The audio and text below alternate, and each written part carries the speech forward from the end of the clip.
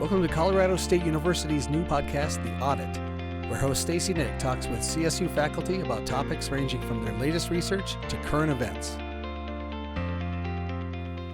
Camille Dungy is a nationally celebrated poet and writer whose work examines the environment, social justice, history, culture, and family. Her works include 4 collections of poetry, including Traffic Cascade, which was the winner of the Colorado Book Award, and the essay Guidebook to Relative Strangers, Journeys into Race, Motherhood, and History, which was a finalist for the National Book Critics Circle Award. She's also edited several anthologies, including the landmark work Black Nature, 4 Centuries of African American Nature Poetry, the first anthology to focus on nature writing by African American poets. Over the years, she's received the 2021 Academy of American Poets Fellowship, 2 National Endowment for the Arts Literature Fellowships, and an American Book Award. In 2019, she received the Guggenheim Fellowship to write her latest book, Soil, The Story of a Black Mother's Garden, which comes out May 2nd. Today I'm talking with Dungy about her book, her poetry, and her work here at CSU. Hi, Camille. Thanks for being here. Oh, I'm so happy to be here. Thanks for having me. Now, when you received the Guggenheim Fellowship, you didn't originally set out to write a memoir per se. So how did the book kind of evolve? I applied to the Guggenheim Fellowship with a proposal to write a book called Soil. So I was already interested in the ideas of thinking about what grew up from the land around me. But the fellowship came to me in 2020. And so I had set out a daily writing habit, and I was really excited that I was going to have all day to write while my daughter was at school, and I didn't have the responsibilities of teaching. And then the 2020, we all know, descended upon us, and my husband was still teaching. He's Dr. Ray Black in the Ethnic Studies Department. He had a class of 90 students that he had to very, very quickly turn into an online class. And so he was sort of not around, shall we say. And I was the one responsible for overseeing my daughter's virtual education. And the book project changed considerably as a result. My questions about what grew up out of the space around me became much more focused on thinking about my daughter and thinking about her education and what kind of lessons we teach our children and how our lessons about the past affect our present and our future. And so that ended up working its way into the book in a way that I could never have predicted.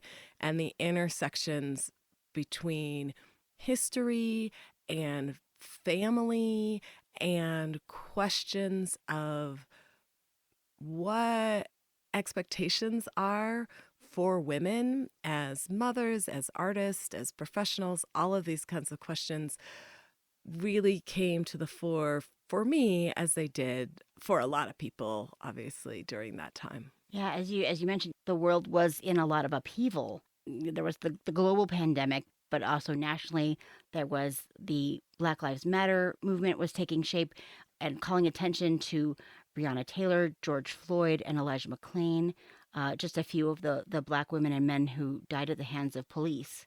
And here in Colorado, there were fires raging. The Cameron Peak Fire burned for nearly 4 months and spanned more than 200,000 acres.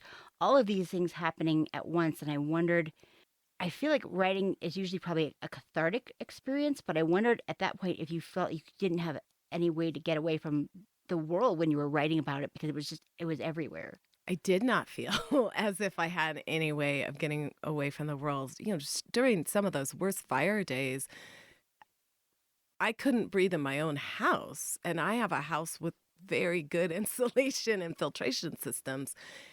These threats were pervasive. And so another thing that really shifted from my initial idea from my Guggenheim proposal to what you would have if you picked up the book Soil now is I had to radically rethink my ideas of what constituted nature writing and why. I think I have always understood that there are a lot of barriers to entry to environmental writing and the general American imagination of who is an environmentally conscious person and what that might look like. That's always been something that I've been sort of working to open these kind of ideas to a wider range of people. But living in this moment when I couldn't walk outside without being hyper aware of climate change issues and social justice issues and the needs of my own family made me physically, like completely embodied the fact that for so many people, it is absolutely impossible to just get away from it all and to move into that 19th century and mid 20th century environmental writing ideal of going out by oneself and just sort of communing with nature in solitude, which I think is so much of the environmental writing tradition. And so throughout Soil, I end up really interrogating like even the desire to go out by yourself, the desire to completely disconnect from the realities of the world.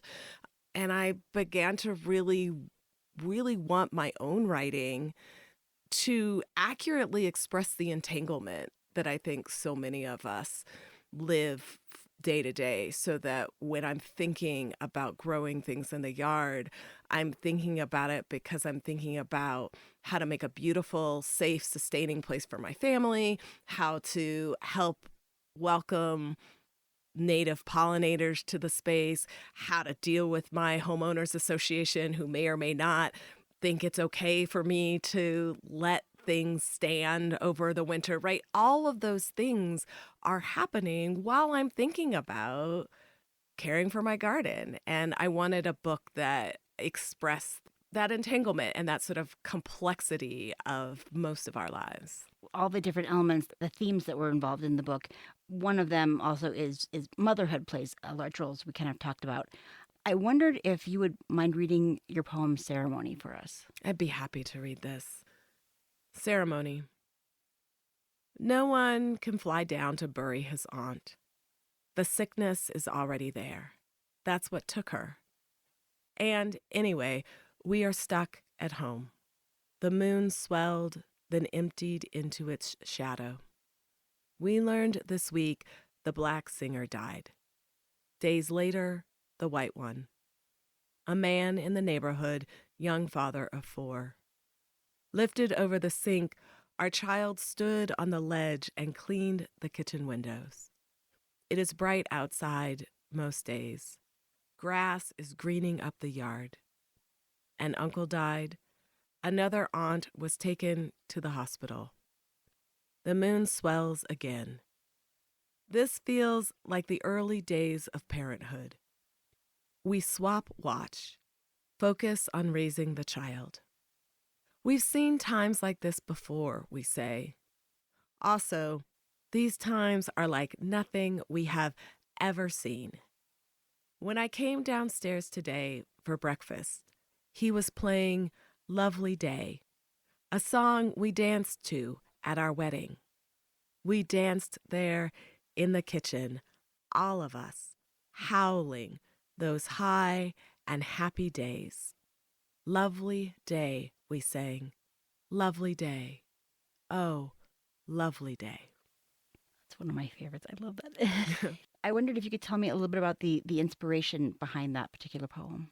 So the 2 singers I mentioned are Bill Withers and John Prine, both of whom are amazing musicians, and their losses hit me really hard in that period where also you hear in the poem the family had suffered a fair number of losses, and just like what was happening around was just piling up.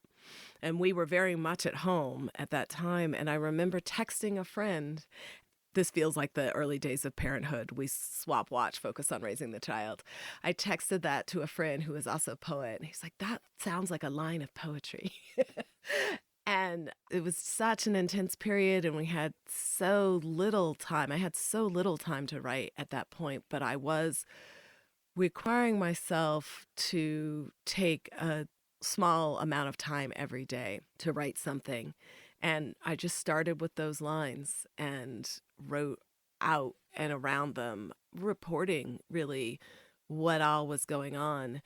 A lot of my poems have a lot of space in them and line breaks, and they move all over the page. And this poem is condensed in this one tight column where one sentence flows into the next, and you don't quite know what leads to the next thing and whether things are connected or not. And that felt very much like how that time felt too, that sort of a lack of differentiation from one moment of shock to another, but also these moments of beauty and wonder, and like all were mixed up together. And so I tried to create a condensed version of that feeling of those early months. Another large element to this book is your garden and your yard and the work that you do. And in one chapter, you note the growing of things calms me, plants stabilize me. When did you realize that connection? When did nature become such an important role for you? Nature has always been really important to me. I grew up in this house where if I walked out the front door, I was in a super planned community with terraced streets and et cetera. But if I walked out my back door, I was in undeveloped wild landscape. And so for me, that pivot between this kind of built human environment and this greater than human wild, like untrammeled, uncontrolled sort of setting feels like it can be my own backyard, right? And so I have always felt connected to having a kind of wildness in my yard as opposed to a really, really regimented, monochromatic kind of very tame landscaping. This house in Fort Collins is the first house where I have lived long enough to be able to make those changes that I can see and watch and direct in that kind of way. So this is new for me in terms of my own ability to make those decisions about the space around me. But I've always had houseplants, always more houseplants than one should have in their house. and I've always had this really abiding interest in growing spaces around me. So what drew you to poetry, but also specifically eco-poetry? Yeah, and my answer goes back to that house I grew up in. Like, that's my language. It's my well, I guess, that I go to when I want to think of places of peace and beauty, but also places where I'm able to understand how the world works in what feel to me often like really practical ways. I don't like to say that nature provides for me a lot of metaphors or allegories because nature, it just is. The world around us exists wholly and fully and in really complex, exciting ways. And I just like tapping in and paying attention and observing and recording. That's just always been interesting to me. And it has never felt separate to me of thinking about what it means to be human. What do you enjoy about the process of teaching poetry, and what are some of the biggest lessons that you hope to impart to your students? Well, I'm a fourth generation college professor. So in some ways, it's just the family business, you know? Like if I'd gone into law, my parents would have been like, why? We're so disappointed. I know. Being a professor has always been, in the wheelhouse of possibilities for me. I really love teaching because teaching keeps me engaged with the literature. I have to keep reading. I have to keep knowing what's new in the world. I have to be able to understand what I'm doing well enough to be able to help other people participate in the practice in the writing classes that I teach, and then understand what writers do in the literature classes that I teach. And so it just keeps me really alert and aware and engaged. I will also say that at this point in my life, I feel like teaching, I jokingly call it the fountain of youth and the fountain of old. That it's the fountain of youth because I keep engaged with what's happening with younger people, and I have a connection with what's happening with language and what's happening with technology and what's happening with what people are reading and wearing and saying and calling themselves. And I feel like not as out of touch as some other people of my generation might be about how the world is progressing. That being said, sometimes there are chasms of difference, and I see those differences, and then I'm like, wow, the world has changed, right? And I may or may not keep up with it, and that's where the fountain of old part happens. Like, oh, we're different now. And that difference to me is exciting, and it keeps me alert and refreshed. With the idea of changes in poetry and in language and in literature, what are you seeing since you began your career? What kind of changes have you seen that world take? Right. And that's a great question. And I think one of the spaces that we could talk about it is with environmental literature, that I speak in Soil a lot about the literature I was trained reading.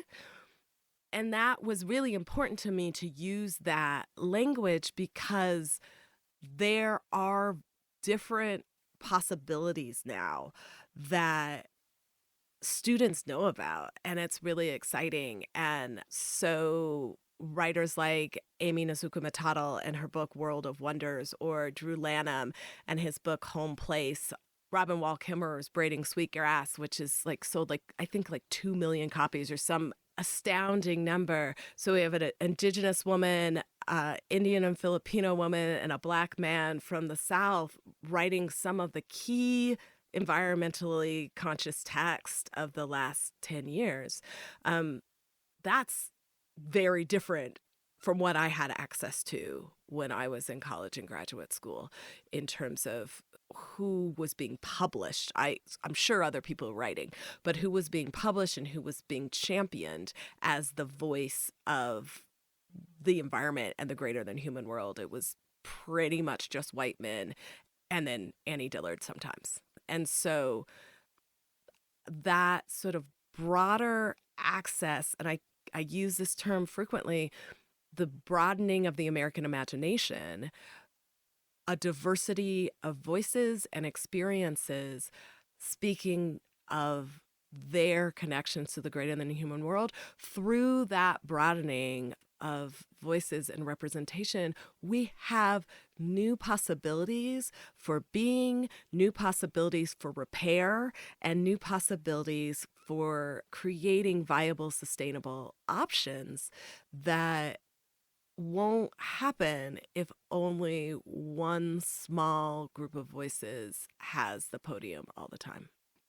The anthology that you edited a few years back, Black Nature, really pushed a lot of that to the forefront. I think that was the first anthology that ever put those voices out there. Yeah, Black Nature, 4 Centuries of African American Nature Poetry is the name of the anthology, and it was published in December of 2009. And when I did the literature review that I needed to do to prove that that book was necessary because there weren't other books out there, I read thousands of poems in all the major anthologies, most of the major journals that have been published between 1930 and 2006. And in all of those publications, I found 6 poems by Black people. And yet, in 6 months' time, which is a very, very, very fast amount of time to do this kind of project, I was able to pull together nearly 300 poems to expand that conversation of writers for 4 centuries, from the very first Black writer to publish a book in the English language, all the way through poets who had not yet published a book as of 2009. And so that work was there. It was present. It was simply that the very closed idea of what environmental writing was excluded those voices. And often it was because of exactly the kinds of things that I'm doing in this book, Soil, where I am definitely talking about the garden and I'm talking about native plants of Colorado and what our particular northern Colorado ecosystem would look like in an untampered manner. Those are all the kinds of things that one might expect from a nature book. But I also talk about the rate of Black people being pulled over for cycling violations as opposed to white people, or the protests that you were mentioning, or the fires, or like what my daughter's homeschooling curriculum was. Those things are folded into my environmental explorations. And that would happen a lot with these poets and was why they were being excluded.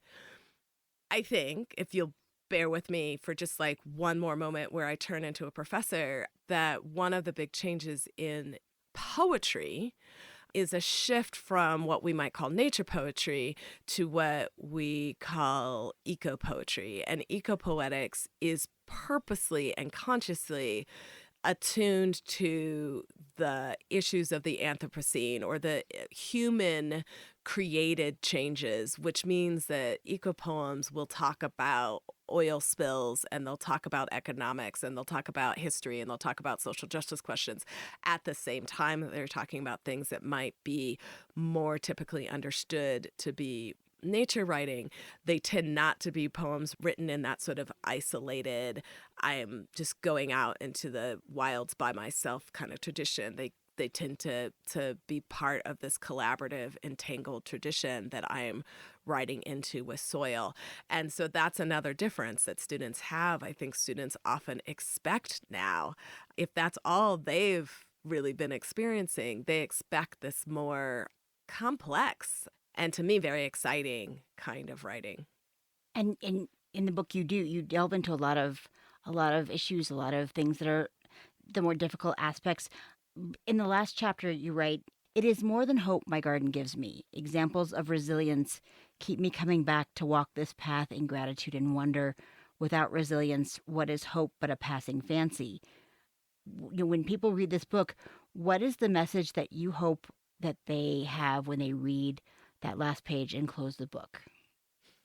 With all this talk about all the other things I talk about in addition to my garden, I hope that people can read this book and feel a kind of radical welcome, that it's okay to be thinking about other things at the same time that you're thinking about how you connect with and care for and engage with the greater than human world, that it's okay to be a really busy mother or a son who's doing a lot of elder care, but also sort of sometimes wants to fancy themselves like an environmental thinker. But I feel like sometimes the message has been that you have to choose one or the other. You know, you have to like choose these domestic concerns or these kind of practical or political aspects of your life, or you're an environmentalist. And I think that I hope that this book helps people integrate the multiple parts of who they are, and also the multiple possibilities of who their neighbors might be, to create a kind of supportive, sustaining community. Camille, thank you so much for being here today. I appreciate your time. I really appreciate your inviting me, and this was a really fun conversation. And thank you for reading the book with such care. Oh, thank you for writing it. It was beautiful. That was CSU Distinguished Professor and poet Camille Dungy. Her latest book, Soil, The Story of a Black Mother's Garden, comes out May 2nd. I'm your host, Stacey Nick, and this is The Audit, CSU's new podcast featuring conversations with CSU faculty about everything from research to current events.